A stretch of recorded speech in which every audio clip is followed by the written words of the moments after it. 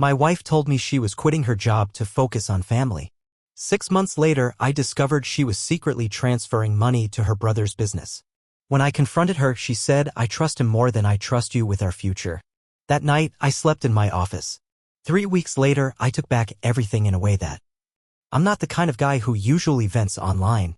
I'm a quiet person. I try to be steady. But this story has been eating at me for months.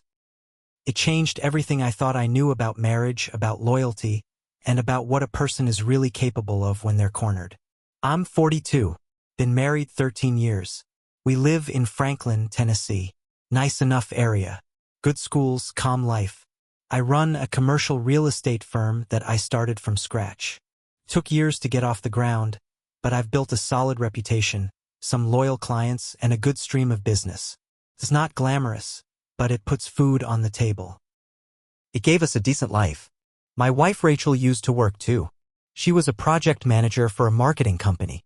She made good money, but it was stressful. Long hours, deadlines, constant pressure. About a year ago, she sat me down and said she wanted to step away from work and focus on the family. She said she missed time with the kids. She wanted to be more present. "I don't want to wake up one day and realize I missed their childhood," she told me. I was honestly moved. I respected it. I told her I'd handle everything. Bills, food, everything. I even offered to cut back on the hours at my office to be more present too. We had a good amount in savings. I could make it work. For the first month or so, things were okay. Not amazing, but manageable. Then things started to shift. The house got messy. She stopped cooking. The kids were still being picked up by the sitter even though she was home all day. I'd come home and find her watching TV or scrolling through her phone. Sometimes she wasn't even home when I got back. I asked her once if everything was okay and she snapped at me. "I gave up my career for this family," she said. "Don't make me feel bad about needing some time." So I dropped it. Maybe she was tired. Maybe she needed space. Maybe I was just being critical. But I'm not stupid. A few weeks later, I got a notice from our joint savings account that we had dipped below a certain threshold. That didn't make sense. I had done the math. We should have had more than enough to get through a year comfortably with only my income. So I looked at the account history. That's when I found them. A series of small, consistent transfers. Always to the same label, G Services. I looked back 6 months and saw nearly $16,000 gone. Always in chunks. Never big enough to be obvious, but it added up. At first, I thought it was maybe something to do with the house. Landscaping? Repairs? But I didn't remember authorizing anything. So I asked her. She paused for a second like she was deciding whether to lie. Then she just shrugged and said it was something she was handling. That answer didn't sit right with me. So the next day while she was out, I looked through the desktop computer in the living room. She'd left her email open. That's where I saw it. She'd been emailing her brother, Grant. Now, Grant is a name you need to know. He's a walking disaster. Bounced between 5 businesses in 7 years. Always chasing some big idea. He borrowed money from me 2 years ago. Never paid a cent back. Apparently, G Services was his latest venture. A junk removal company that had no website, no Google reviews, no paperwork, no nothing. Just him and an old truck he probably bought off Craigslist. Rachel had been secretly funding him. Quiet little payments. No discussion. No warning. Just handing over our savings behind my back. I printed everything. Every email, every transfer. I sat on it for a day. I didn't eat. Barely slept. Just stared at the wall in my office, trying to figure out if this was betrayal or stupidity or both. Then I confronted her. I waited until the kids were gone. Sat her down in the living room and put the papers in front of her. She didn't even blink. "Yeah, I've been helping him," she said. "He has a real shot at turning things around." I asked her why she didn't tell me. She said, "Because I knew you'd say no. You never believe in him." I asked, "Do you believe in me?" That's when she said it. "I trust him more than I trust you with our future." I didn't yell. I didn't throw anything. I just stood up, grabbed a pillow and my car keys, and walked out.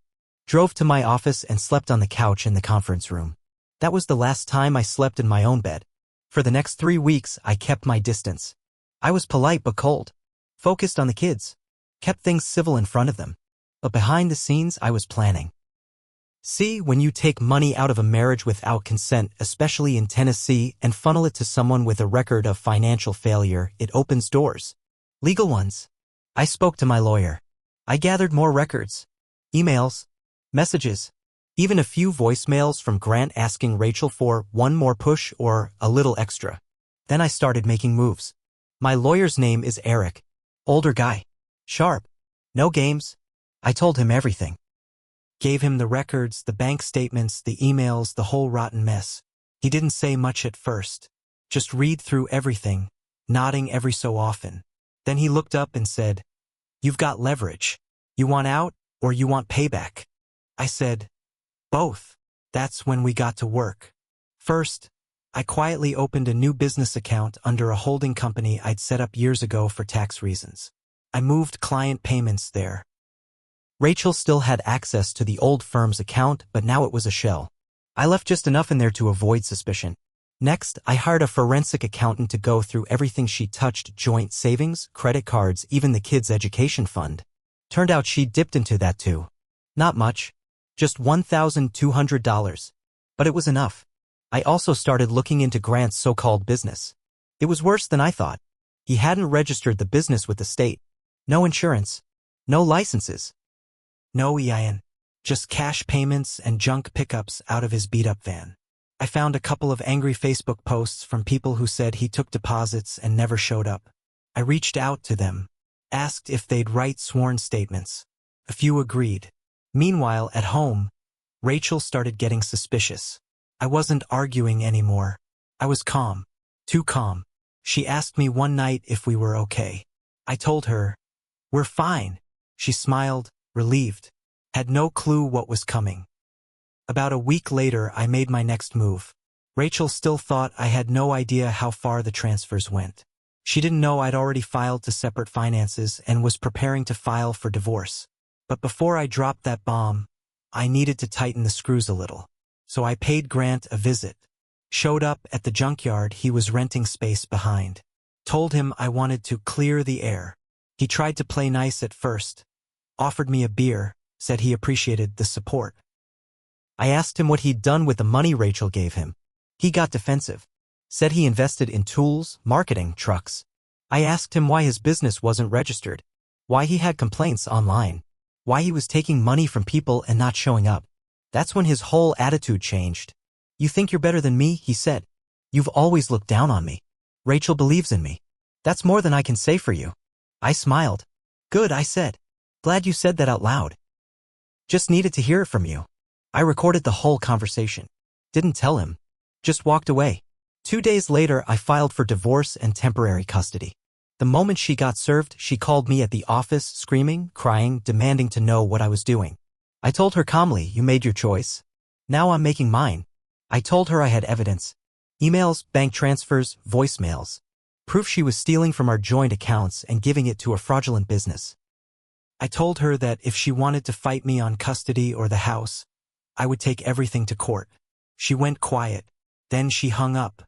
That weekend, she packed a few bags and went to stay with her sister in Murfreesboro. I stayed home with the kids. They didn't ask many questions.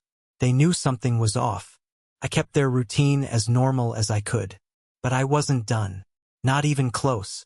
See, Grant's little scam wasn't just shady, it was illegal. I filed a report with the state's Consumer Protection Office. Shared everything. The complaints.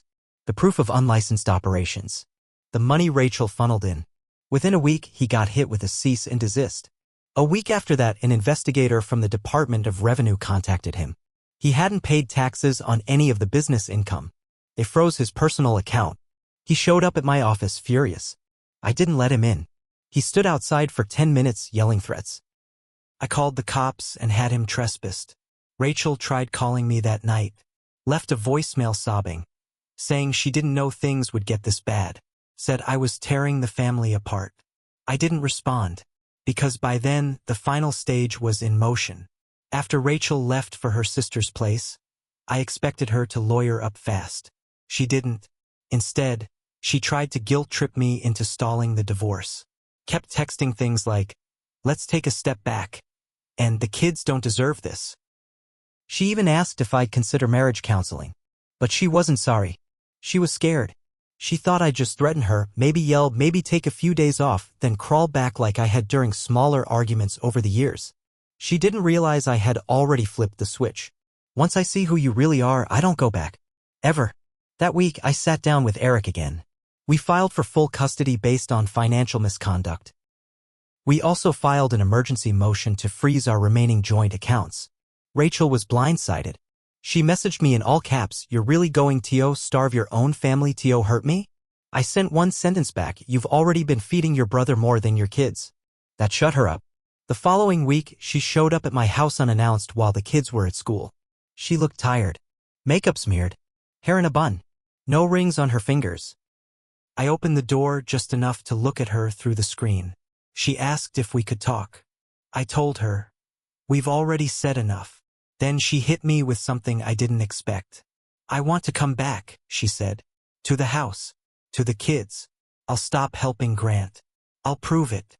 That was the first time she'd admitted what she did was wrong. But I wasn't stupid. So I told her, "Okay, if you're serious, we'll draw up an agreement. You'll sign over full financial control, and you'll give a sworn statement about what you did with the money." She hesitated. That's when I knew it was all fake. A stall tactic. I closed the door and locked it. Later that night, her sister called me. Said I was being cruel, that everyone makes mistakes, and that Rachel was just trying to do the right thing for her brother. I told her, "And I'm doing the right thing for my kids." The next day, Rachel filed her own response in the divorce. But here's the twist, her brother Grant filed for personal bankruptcy. And get this, he listed Rachel as a primary creditor for the money she gave him. Over $18,000. I forwarded that to my lawyer. We updated our motion with proof she tried to hide marital assets under the table and got caught in her brother's bankruptcy documents. Rachel tried to backpedal again, this time through her lawyer. They offered a deal. Split custody, split assets, and she'd waive spousal support if I dropped the financial misconduct angle. I said no. Because what she didn't know was this. Remember that recording I made of Grant? The one where he said, "Rachel believes in me. That's more than I can say for you?" I sent that audio to the state investigator on his case, who added it to his file as part of a pattern of deceptive business practices. And I let Rachel know it too. Quietly. After that, things moved fast. Rachel's lawyer started sounding nervous in court filings. They knew they were cornered. Then, another surprise came up. Turns out, one of Grant's angry former clients had already sued him in small claims court months ago and won by default. He hadn't paid it. I connected the dots. Rachel was sending him money to pay off the judgment, but it still didn't cover everything. So I helped that client file a new complaint with my lawyer guiding them. Not because I cared about the junk removal case, but because it tightened the screws even more on Grant. I wasn't just taking back what I lost.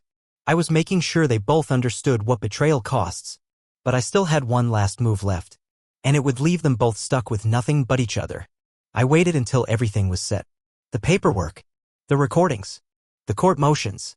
I kept quiet, played it slow, and watched it all fall into place around them. Then I dropped the final hammer.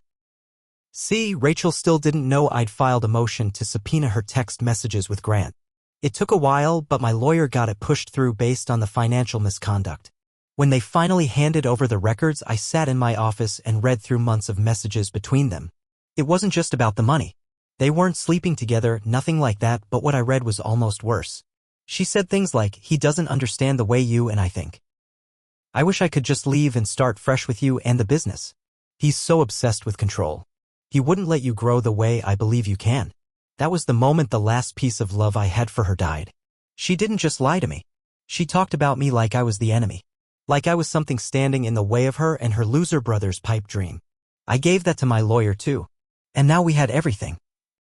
The money trail, the texts, the business fraud, the lies, the secret bank withdrawals, the betrayal, everything. Final court date came on a Thursday. Family court, local courthouse in Franklin. Rachel showed up with her lawyer, trying to look calm, collected. She wouldn't even look at me. But when her lawyer saw our full case file, including the bankruptcy documents, the voice recording, the subpoenaed texts, and the timeline of transfers, his face went white. They asked for a recess. The judge agreed. They came back 45 minutes later with a new offer. Rachel would give up her claim to the house, the remaining marital assets, and would agree to supervised visitation only, not shared custody. She'd also sign over full legal authority on financial decisions involving the kids' college funds, savings, medical. And she wanted a non-disclosure attached. She didn't want the court documents becoming public. I told my lawyer, no deal on the non-disclosure. People like this don't deserve clean exits. The judge sided with us. Final ruling, I got full legal and physical custody of our kids. I kept the house, both vehicles, and retained sole ownership of my company. Rachel was ordered to pay child support. Not much, she wasn't working, but it was official. Her name was removed from all shared financial accounts. Grant's bankruptcy now included a fraud review investigation by the Tennessee Department of Revenue. If they found enough, he'd face criminal charges. Rachel moved in with her sister full-time. Her relationship with Grant fell apart within 2 months. After the investigation started digging into his taxes and past payments, he blamed her for bringing heat on him and stopped taking her calls. Last I heard, he left town. Someone said he went to Florida, but I don't care enough to find out. As for Rachel, she tried to write me a letter 3 months after the final judgment. Said she didn't mean for it to go this far, and that she felt stuck between loyalty and love. I never responded. You don't try to rebuild a house with rotted wood. My kids are doing better. Took time, and I've kept their lives as normal as I can. They know Mom made mistakes, but they're too young to understand the full weight of what happened. Maybe someday I'll tell them the truth. As for me, I go to work, I come home, I cook dinner, I sleep peacefully. The best part? I sleep in my own bed now. Not in the office. Not in fear. And not beside someone who ever again gets to say they trust her loser brother more than the man who gave her everything. She gambled our life on a con man. I turned it into a lesson she'll never forget. And I walked away clean.